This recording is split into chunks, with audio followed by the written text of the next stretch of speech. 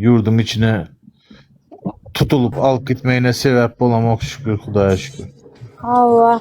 Yankı gel. Allah. Haydayın. Ayda.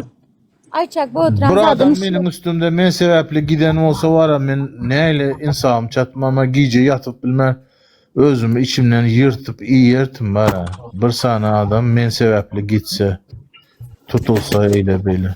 Ne elip yaşayalar var adamlar, ne vırdan var, ne suratını görkezenen bara navos sura ne şuşul mena göreşerin deydi den sonundan ham gelmedi deyip bir iki sana oğlan suratını görkezde biri.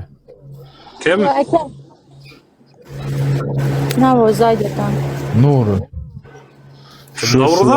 Şu adamlar bana göreşerin, men senin bilen bile zat deyip vada verip sonundan ham görüşmedi çıkmadı deydi den ine men söz veripdim suratınızı görkezerin deyip ine görkezyen deyip ekranda sura atlarına maydıp oğlanların suratını görkezip satıp koydu.